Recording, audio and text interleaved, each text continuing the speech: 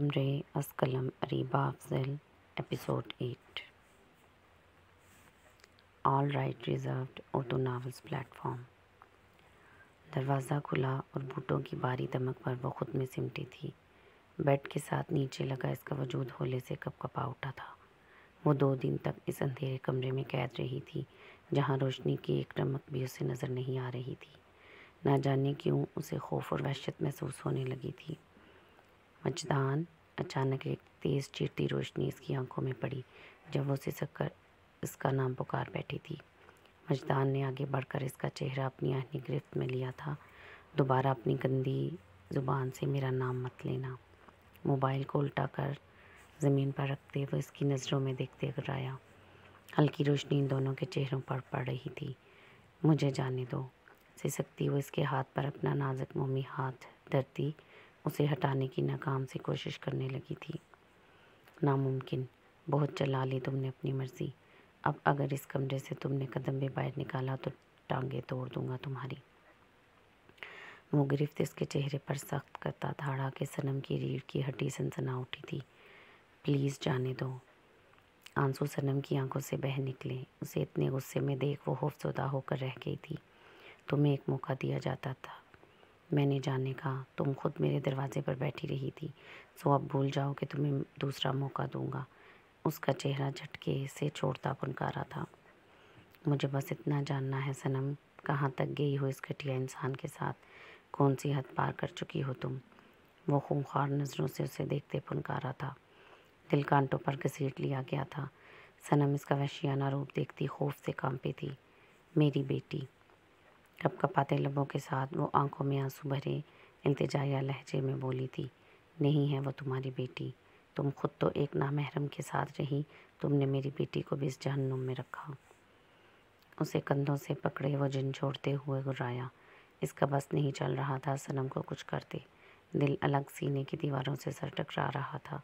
یہی سوچ سوہانے روح تھی کہ وہ اس سے ناراضگی میں اس حد تک گئی کہ 5 سال اس کے بغیر گزارے تھے۔ ہاں، میں نے مارا اپنی پہلی بیوی کو، اور اب اگر تم نے مجھے مزید تیش دلایا تو تمہیں بھی مار ڈالوں گا۔ سرد سپاٹ چہرہ لیے وہ خوف سے پہلی اس کی آنکھوں میں جھانکتے بولا تھا، اب سے تم وہی کرو گی جو میں تمہیں بولوں گا۔ میری مرضی کے بغیر اگر تم نے کچھ بھی کیا صنم تو مجھ سے برا کوئی نہیں ہوگا۔ تمہارا انجام بھی میں وہی کروں گا جو اپنی پہلی بیوی کا کیا تھا۔ اسے کندھوں سے جھٹکتے وہ تیش میں بولتا وہاں سے چلا گیا تھا۔ وہ اسے واپس خود سے دور ہرگز نہیں جانے دینا چاہتا تھا۔ وہ صرف اس کی تھی، اب بس اسے ایک اہم ضروری کام کرنا تھا۔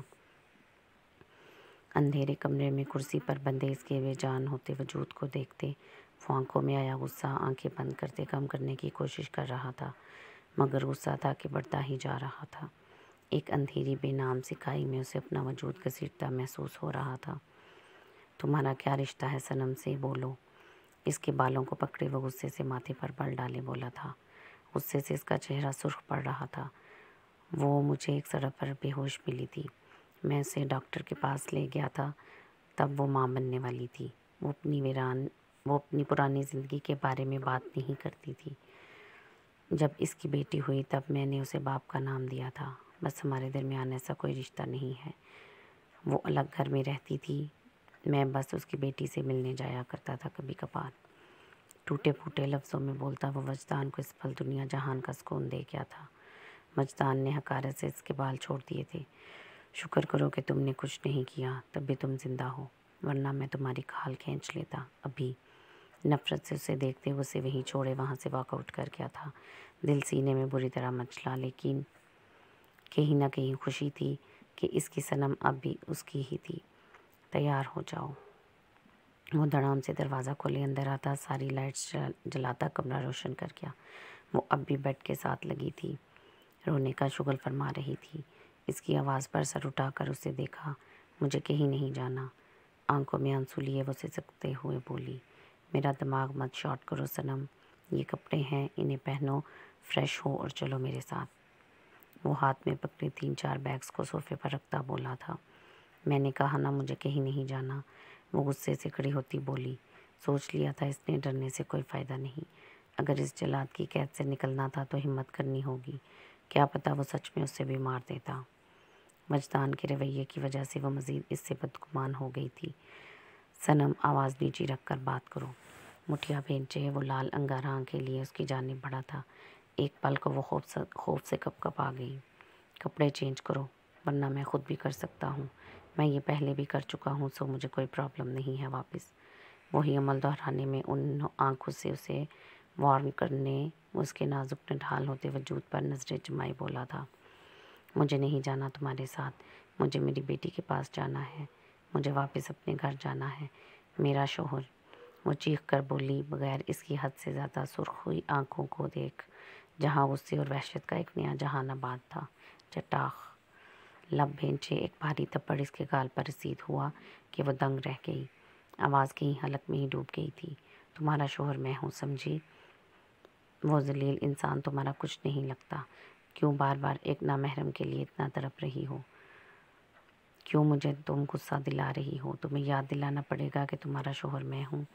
وہ غصے سے حدوں کو چھوتے اس کے بالوں کو مٹھی میں بھرتے اس کے چہرے پر دھاڑا۔ تیش و وحشت سے بھری آنکھوں نے قیامت برپا کر رکھی تھی۔ وہ اسے بازو سے پکڑے بیڈ پر دھکا دے چکا تھا۔ اس کی باتوں کو سنتے صنم کے صحیح معنوں میں رونگٹے کھڑے ہوئے تھے۔ دور ہو تم، میرے ساتھ ایسا نہیں کر سکتے۔ بیڈ گراؤنڈ کی جانب کھسکتی وہ روتے ہوئے بولی جبکہ وہ شرٹ اتارتا دور اچھال گیا تھا۔ میں ایسا ہی کروں گا، تم روکو گی مجھے؟ میرا حق ہے تم پر، تمہیں پتہ ہونا چاہیے کون تمہارا شوہر ہے۔ ایک دم اس پر حاوی ہوتے ہوئے اس کے ڈرے سہمے چہرے پر نظریں گاڑے دبی دبی آواز میں گرایا تھا، پلیز مت کرو دوبارہ۔ بولتے بولتے اس کے الفاظ اٹکا دیے گئے تھے۔ جب وہ مدہوش ہوتا اس کے لبوں کو اپنی جرحانہ گرفت میں لے گیا تھا۔ اس کے عمل میں شدت، جنون، دیوانگی تھی۔ کچھ واپس سے اس کے مل جانے کا نشہ وجدان کے سر چڑھ کر بول رہا تھا۔ مکمل بہکتے وہ اس کی گردن پر جھکے اپنا لمس چھوڑ چکا تھا کہ صنم نے تڑپ کر اسے خود سے دور کرنا چاہا۔ جب اس نے لال انگارہ ہوتی آنکھیں اٹھا کر اسے گھورا، صنم کو اس کی سرخ ہوتی آنکھوں سے خوف محسوس ہوا۔ ہر بار میرے زخموں پر نمک چھڑکنے کا کام کرتی ہو، ہر بار تم نے مجھے غلط سمجھا ہے بیوی۔ تمہاری طرف میرے بہت حساب نکلتے ہیں جنہیں بے باک کرنا ضروری ہے۔ اس کی شہرک پر جھکے وہ وہاں اپنی شدت بکھیرتا اس کے بالوں میں چہرہ دیے اس کی خوشبو کو اپنے اندر اتارتا محسوس کر رہا تھا۔ تمہارے ہر عمل کی سزا مختص کر رکھی ہے میں نے، اس سے پہلے میں اپنے ہوش کھو بیٹھوں میری دسترس سے فی الحال دور چلی جاؤ، کپڑے اٹھاؤ اور فریش ہو کر آؤ۔ کان کے قریب جھکتے وہ لبوں سے کان کی لو کو دباتا گمبھیر لہجے میں گستاخی کرتا اس سے دور ہوا کہ صنم بغیر سوچے سمجھے وہاں سے اٹھتی کپڑے اٹھاتی واش روم میں گھس گئی۔ تمہارا دماغ ٹھکانے لگانے والا ہوا ہے جو میں اپنے طریقے سے اچھے سے لگا دوں گا۔ شرٹ پہنتے وہ باہر نکل گیا۔ وہ خوش تھا کیونکہ وہ پاک دامن تھی اور اس کے پاس تھی، وہ اب بھی اس کی تھی۔ صنم وجدان راجپوت پر اب بھی وجدان راجپوت کا حق تھا، اس لیے وہ سرشار تھا۔ اگر تم نے اپنی اس ناکھیل کے ساتھ ہی وقت گزارنا ہے تو مجھے کیوں رکھا ہوا ہے؟ وہ اس کی پشت کو دیکھتی پنکاری تھی۔ اسے شدید زہر لگ رہا تھا اب دن بدن ان دونوں کا بڑھتا تعلق۔ ٹائم پاس کے لیے گہری سانس لیتا وہ سگریٹ نکال کر لبوں میں دباتا اسے سلگانے کے ساتھ ساتھ نین کو بھی سلگا گیا تھا۔ کیا مطلب ہے تمہاری اس بیہودہ بات کا؟ توقع کے عین مطابق نین سلگ ہی گئی تھی۔ اس کے روبرو جاتے وہ تڑک کر بولی، اب جب کہ دل میں اس کے لیے تھوڑی ہلچل سی ہو رہی تھی، اب ایسے میں وہ اسے مکمل اگنور کر رہا تھا جو نین کے لیے ناقابل قبول بن رہا تھا۔ تیرے کو نہیں پتا کیا مطلب ہے؟ ویسے تو ڈاکٹرنی بنی پھرتی ہے۔ اسے سامنے سے ہٹاتے وہ چلنے لگا تو نین کا دماغ سلگ گیا تھا۔ فوراً اس کے پاس جاتی وہ سگریٹ اس کے لبوں سے کھینچتی دور پھینک گئی۔ پہلے تو اس منحوس کو خود سے دور کرو اور اب سیدھے سیدھے میری بات کا جواب دو۔ نہ تم مجھے چھوڑ رہے ہو اور نہ ہی دانت کچکچاتے کہتے کہتے وہ یکدم اٹک گئی تھی۔ مہاویر نے اسے بغور دیکھا۔ تیری ہمت کیسے ہوئی اب ان کی محبوبہ کو پھینکنے کی؟ اب اس کا ادھورا کام تو پورا کرے گی۔ اس کی کمر میں ہاتھ ڈالے اسے خود کی جانب کھینچتے اس کے چہرے کے قریب چہرہ کرتے بھاری آواز میں بولا تو نین نے حیرت و ناسمجھی سے اسے دیکھا۔ اب ان کی محبوبہ بن اب ان کی طلب پوری کرتی ہے اور اب وہ طلب تو پوری کرے گی۔ اس کی آنکھوں میں آئی ناسمجھی کو بھانپتے وہ مخمور نظروں سے اسے دیکھتے بولا، ساتھ نظریں اس کے نازک لبوں پر اٹکائیں کہ نین کا سانس ایک پل میں ہی سوکھ گیا تھا۔ تم جاہل انسان! کچھ بھی بولنے کے لیے اس کے پاس لفظ ہی نہیں بن پا رہے تھے۔ وہ نظریں چراتی خود کے وجود کو اس سے چھڑوانے کی کوشش کرنے لگی تھی۔ پڑپڑاتی کاہے کو ہے؟ کسی طرح چین لے۔ دور جاؤ تب بھی آگ لگتی ہے، تیرے کو پاس آؤ تب بھی چین نہیں ہے۔ اس کی گردن میں ہاتھ ڈالے، وہ اس کا چہرہ خود کے چہرے پر گرائے اسے آنکھیں دکھاتا بولا تو نین اس کی گوہر افشانی پر پھٹی پھٹی نظروں سے اسے دیکھنے لگی تھی۔ وہ اچانک اس کے نازک لبوں پر جھکاتا، دونوں ہاتھ اس کی کمر پر لپٹائے۔ وہ مکمل مدہوش ہوتا اس کی سانسوں کو خود میں اتارنے لگا تھا کہ نین کو اپنے لبوں پر بے ساختہ جلن محسوس ہوئی تھی۔ اس کا سانس بند ہونے کو تھا جب وہ اسے آزاد کرتا اس کے وجود کو دیکھنے لگا، جو گہری سانس لیتی سانس ہموار کرنے کی کوشش کر رہی تھی۔ یہ کم ہے اب ان کے لیے، لیکن تو ان کی بیوی ہے تو تجھے رعایت دے دیتا ہوں، کیا یاد کرے گی تو؟ اسے حق تک چھوڑے آگے کو بڑھ گیا جبکہ نین اس کی پشت کو گھور کر رہ گئی تھی۔ شاید وہ جانتا تھا وہ اسے پسند کرنے لگی ہے، لیکن وہ چاہتا تھا وہ خود اسے اپنی محبت پر یقین دلائے، جبکہ نین اس سے خفا تھی کہ وہ دوسری لڑکیوں کے ساتھ گھومتا ہے۔ وہ اسے کئی بات طنز بھی کر چکی تھی، لیکن وہ سرے سے اگنور کر دیتا تھا۔ کہنا مشکل تھا کہ کچھ دن پہلے نین اس سے طلاق کے لیے الجھ رہی تھی، یا یوں کہنا بہتر رہے گا کہ وہ دل ہی دل نہیں چاہتی تھی کہ مہاویر اسے طلاق دے۔ بے عزتی کرو نہ تو لڑکیوں کو پسند نہیں ہے، لیکن لگتا ہے تم لڑکی نہیں ہو۔ وہ دانت کچکچاتے اسے گھورتے ہوئے بولا تھا۔ بی جان، افنان اور ایزل اس وقت ناشتہ کر رہے تھے، جب ایزل اس کے کچھ بھی کہنے سے پہلے ہی ہر چیز خود اس کی پلیٹ میں رکھ رہی تھی۔ تمہیں یقین دلاؤں میں لڑکی ہی ہوں؟ اسے دیکھتے وہ آئی برو چکا کر بولی کہ افنان نے سخت نظروں سے اسے گھورا۔ بے شرم لڑکی! دانت پیستے وہ بڑبڑا کر رہ گیا تھا۔ آخر اتنی حسین ہوں، تمہیں چاہتی ہوں، مان کیوں نہیں جاتے؟ کب تک تم بیوہ رہو گے؟ جوس کا گلاس لبوں سے لگاتے وہ بولی تھی۔ اس کی آنکھوں میں چمک تھی، کہیں سے نہیں لگ رہا تھا کہ وہ اتنی جلدی ہار مان لے گی، یا اس کی کافی زیادہ انسلٹ ہوئی ہے افنان سے۔ Shut up! تمہارے پلے پڑنے سے بہتر ہے میں تمہیں مار دوں، بدتمیز کہیں کی! اسے گھورتے وہ منہ سے جیسے انگارے نکال رہا۔ بی جان نے اسے گھورا۔ کب دفع ہوگی تم؟ آملیٹ کھاتے وہ اسے دیکھتے پھر سے اس کی انسلٹ کرنے لگا تھا۔ میں تو اب پرماننٹ یہاں رہنا چاہتی ہوں تمہارے پاس۔ اسے دیکھتے وہ لب دبا کر بولی تھی۔ آخری بات آہستہ آواز میں کہی، لیکن افان کے تیز کانوں سے بچ نہ سکی تھی۔ بی جان! اب بھی ان دونوں کی لڑائی مزید طول پکڑتی۔ وجدان کی چنگھاڑتی آواز ان تینوں کے کانوں میں پڑی تھی، جو روتی ہوئی صنم کا ہاتھ پکڑے اسے گھسیٹتا ہوا لا رہا تھا۔ صنم! بی جان اسے دیکھتے حیران تھی، جبکہ افان پرسکون سا بیٹھا تھا اور ایزل کچھ بھی سمجھنے سے قاصر تھی۔ صنم اس سے ہاتھ چھڑواتی فوراً بی جان کی آغوش میں جا کر دبکی تھی۔ ویسے بھی اب وجدان سے اسے مزید خوف آنے لگا تھا، جیسے پہلے دن آتا تھا۔ وہ تو اس سے بھی زیادہ پتھر دل بن چکا تھا۔ بی جان، آپ کی ذمہ داری ہے یہ۔ اگر یہ اس گھر سے باہر نکلی تو میں اس کی ٹانگیں توڑ کر اسے ویل چیئر پر بٹھا دوں گا۔ وہ اسے نظروں کے اثار میں رکھتے سختی سے بولا تو صنم نے شکوہ کناں نظروں سے اسے دیکھا، جس کا ذرا برابر بھی اس نے اثر نہیں دیا تھا۔ مجھے جائشہ سے ملنا ہے، سسکتے ہوئے وہ تیزی سے بولی جب وہ واپس پلٹنے لگا تھا۔ کسی قیمت پر بھی تمہیں میں اس سے نہیں ملنے دوں گا۔ بہتر یہی ہے منہ بند کر کے یہاں رہو، ورنہ میں خود کر دوں گا۔ وہ تند و تیز نظروں سے اسے گھورتے وہاں سے چلا گیا، جبکہ اس کی بات پر صنم کا چہرہ دہک اٹھا تھا۔ اس کی بے باکیاں بڑھتی ہی جا رہی تھی۔ ویلکم بھابی! افان اسے دیکھتے چہک کر بولا۔ ڈونٹ وری بھائی، غصہ ہے، ابھی آپ سے مان جائیں گے۔ اس کے رونے پر دھیان دیتے وہ ذرا پرسکون لہجے میں بولا تھا۔ صنم نے بغور اسے دیکھا، خاص کر اس لڑکی کی بڑی زلفوں کو۔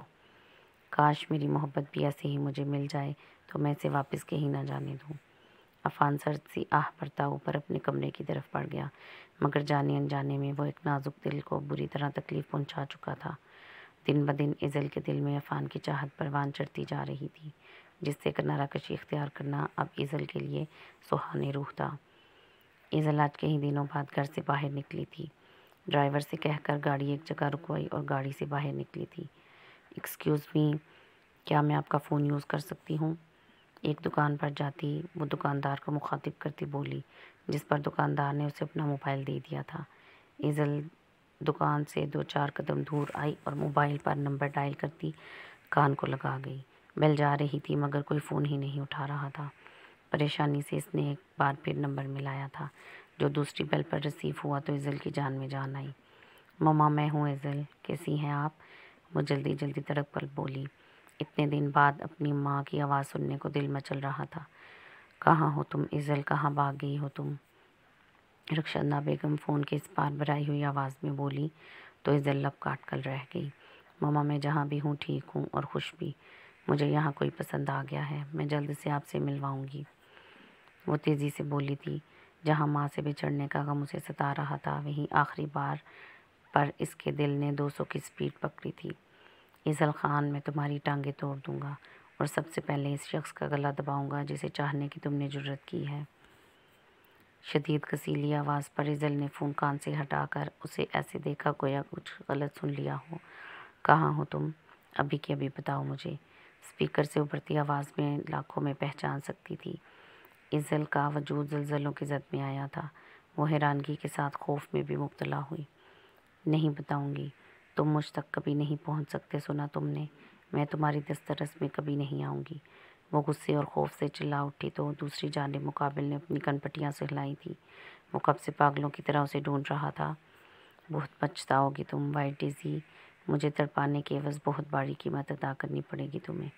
اور رہی بات دسترس کی، تو اب تم پاتال میں بھی چھپ جاؤ، میں تمہیں ڈھونڈ لوں گا۔